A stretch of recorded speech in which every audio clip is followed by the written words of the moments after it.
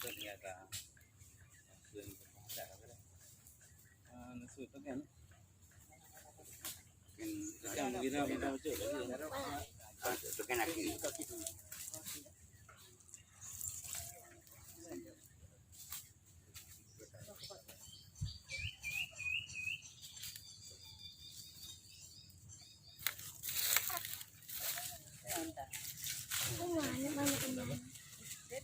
jadi hajat daripada Mantalip yang kali menazar ngomong kamen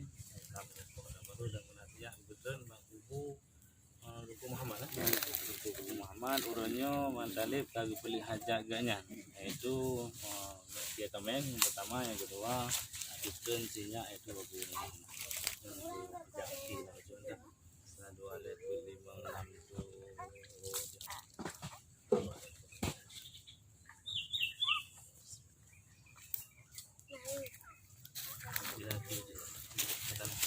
asli punya badan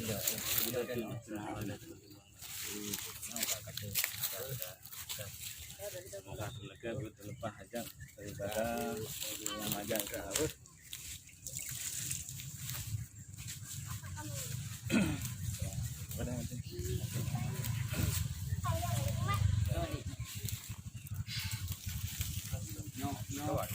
no kali puji kilo nyaka terima kasih apa deh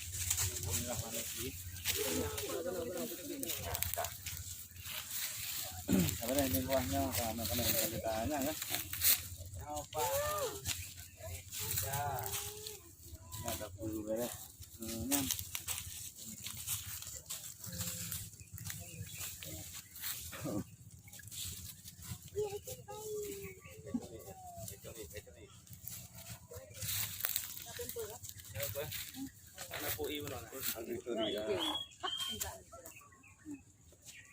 Ngày đông quá rap thì mệt tệ ngày đông quá cái nhau cái rap thì mệt tệ